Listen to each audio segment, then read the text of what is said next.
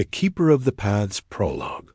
Long ago, before wolves spoke the language of dreams and shadows danced around the fires of the gods, there was a place called Roondos, a lost valley on the border of the worlds.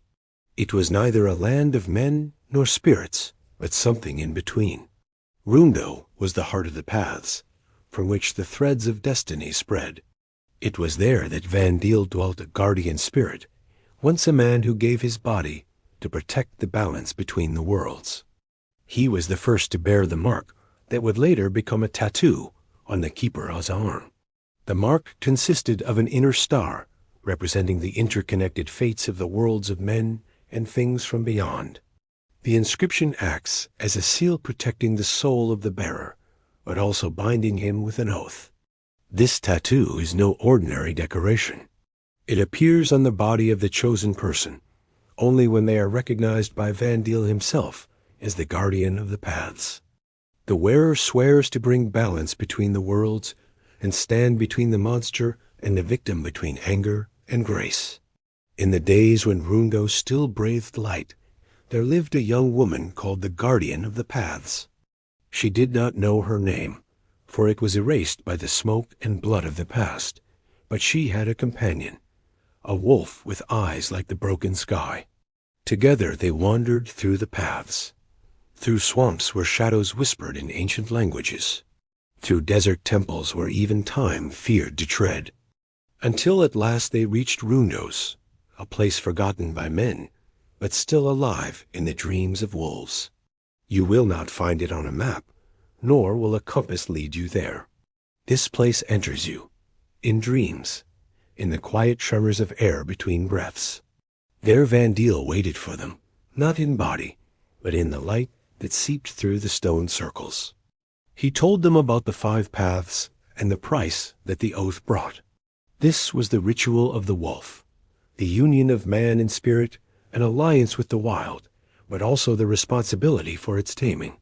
The wolf, as a companion, had to offer its own soul as an anchor. That's why its eyes burned blue, reflecting the connection with the space of dreams. The guardian, kneeling in the middle of Roondos' circle, received a sign. Vandiel's tattoo burned with light on her arm. Not every destiny begins at birth. Some are born from forgetfulness, she heard in her head. It was there, by the circle of stones, that the forgotten girl heard her name for the first time. Not from her mother, but from the wolf. His eyes were blue, as if he carried within him the sky that had forgotten how to be calm. And that name was not a word, but a promise. The guardian. She had not chosen that path, but the path had not chosen just anyone.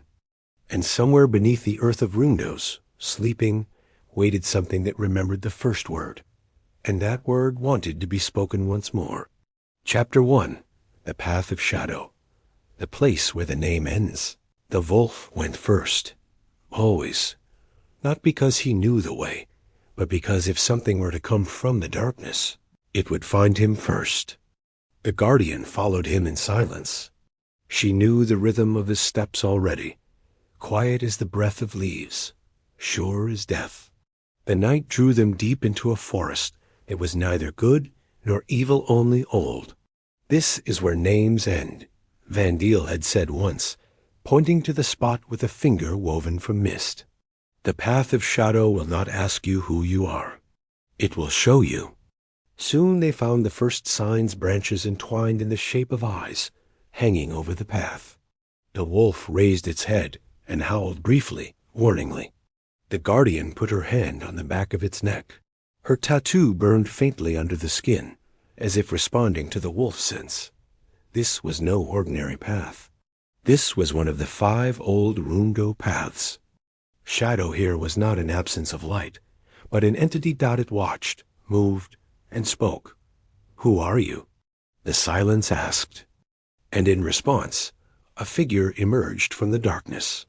The same as her, the same eyes, the same features, but without the scars, without the wolf, without the mark. I am you, the one you would have been if you had never taken the oath, the figure said. Come back. It is not too late. The guardian shuddered. The wolf roared not in anger, but in pain, because what stood before them was not an illusion. It was her, a possibility that would never come true. But she already knew. "A name does not make me who I am," she said quietly. "Only a choice." And with each step she took toward the figure, it paled until it disappeared, and Shadow trembled not with anger, but with respect. The warden had passed the test of Shadow, and the path had accepted it. They spoke no more that night. The warden and the wolf slept side by side, curled in the shadows beneath a mossy stone. But something was still watchful, not their bodies, but their dreams. In her dream, Vandiel approached her. His form was 1,000 runes, each one pulsing with light. He crouched before her, as fathers once crouched before their children. "You have overcome what does not exist, and yet it hurts. Tomorrow you will enter the blood path, and there everything that is hidden will flow out."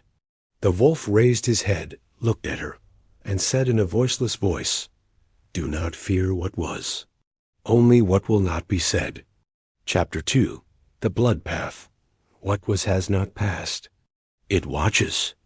Before she went further, she had to wash her face in the spring under the roots of an old oak tree. The water was cold as a blade, and its taste was bitter, as if it carried within it the memory of tears that no one had cried to the end. The wolf stood next to her, motionless. It was a ritual, not to cleanse, but to remember, because the blood path does not forgive forgetting. When they set out, the forest changed. The trees grew thicker here, like bones around a heart. The ground was soft, soaked, and every step awakened something that had lain too long. 9 crosses waited in the clearing, made of wood, simple, but each bore a mark or rune carved not by a tool, but by a claw. The keeper approached the first one. She didn't know the name, but she knew the feeling, the pain of abandonment, fear, and the echo of a name that no one speaks anymore. The wolf stand next to her. His eyes didn't look at the crosses, but at her. "These aren't just graves," she whispered. "These are oaths that haven't been kept." And then she heard a voice, not from outside, but from inside her own body. It was male, warm, and yet broken. "Vandiel, I swore an oath too, and I paid. Now it's your turn." The crosses burned red for a moment, but not with flame, with memory, and each of them showed her a face, a child, a mother, a wolf, herself, and she knelt down and drew a new rune from the blood of her own hand, not for memory, for forgiveness. Chapter 3. The Path of the Voice. What has been spoken will never be silent. The forest they were now traversing was quiet, but not still. It was a silence that awaited a word. The trees here had hollowed out trunks, and something whispered within them, not in the language of men, nor of wolves, but of runes. Every word left here by generations still existed, vibrated, and affected those who dared to listen. The wolf stopped by one of the trees. He looked at her and folded his ears. The guardian approached and placed a hand on the bark. She felt cold, and then very slowly a voice. "I am the one who chose silence, for my word once destroyed something I loved." It was a confession, not hers, of someone standing here before her. But every path worked the same way. It didn't show coincidences, shows the needed. Something appeared in the depths of the forest, not shadows, not spirits, but voices. Each one spoke something that had been spoken before. "I don't need you. You failed. You are not what you should be." The words weighed like chains. They surrounded her. They trapped her. They bound her movements. But then she remembered something Vandiel had once told her, in a whisper, when she had forgotten how to breathe. The most powerful word is the one you say to yourself. The guardian lifted her head and said something that had been burning in her throat for years. "I am not what you say about me. I am what I chose to be when I went on. The runes on the trees flared brightly. The words of others fell silent. And the voice inside her, the one that knew her true name, finally spoke. And he said only one thing. You are ready. The wolf looked at her differently, not as a guide, but as a companion. She was no longer just the one who followed. She was the one who spoke, the one who carried the voice. Chapter 4. The Path of Iron. Not everything hard hurts. Sometimes it protects. The earth had changed, no longer soft and echoing. Here, stone creaked underfoot, and tree roots gave way to places where the earth was pierced by remnants of the old world. Rusty blades, cracked rings, remnants of armor fused with moss. The wolf hesitated for the first time, not out of fear, but out of respect. Because the path of iron is not a place. It is the memory of pain. The guardian walked carefully. Here, every wound said, I was needed. Every scar, I survived. Finally, they reached the place where that which no longer had the right to exist. The sword of the broken oath lay on the ground. It was not beautiful. The blade covered in rust. The hilt wrapped in something that might once have been leather. But when she touched it with her hand, she felt a tremor, as if the steel still remembered the hands that had once fought with it, and those that had failed. The wolf growled quietly. You don't want me to take it? She asked. But he looked at her as only wolves could. Don't take the weapon. Become it. The guard then took off her glove. She revealed a hand that bore old marks, from fire, from ice, from her own mistakes. And there, on her bare skin, where her pulse was the strongest, she drew another rune, this time not for the past, for the power that was yet to come. She closed her eyes and stepped through the iron threshold. Behind it waited a shadow that had her face but alien eyes. That was her, if she turned back. She, if she chose the easier option. And it was with this self that she had to dance now. Not with her blade, but with her will. The wolf howled once not in pain, but in pride. And the echo answered from afar. The most dangerous opponent is the one I could have become. They stood facing each other. The other one, her reflection, was like a shadow forged from pain and disappointment.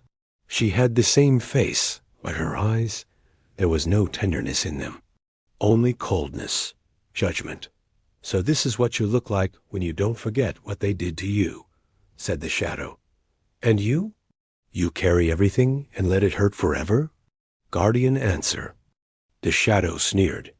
You are weak. You forgive. You lose your blade. You want to be more than a weapon. And yet only a weapon survives. They had no weapons, but every word was a blow. Every memory a blade. The guardian took the first step. The shadow responded with a movement. They didn't dance, but moved as if they knew each other's every gesture, because they did. It was a fight with itself. When one struck with reproach, you left them. The other parried with courage, but I came back. When one shouted, you were weak when they needed you. The other whispered, I wasn't ready, but now I am. Finally, the shadow caught her by the throat. Face came close to hers. You can't kill me. I am you. The guardian didn't fight then. She closed her eyes and whispered, I don't have to kill you. I forgive you. The shadow trembled. The hand loosened its grip and began to crumble like iron that couldn't withstand the fire. Only her eyes remained, and the last ones disappeared. And in the air, for a moment, the smell of rain on hot metal wafted. The wolf approached and touched her hand with his muzzle. He didn't have to say anything. She didn't have to either. Because she had won, not because she had defeated herself, but because she had finally accepted herself in her entirety. It smelled of something old, and new at the same time. Ash.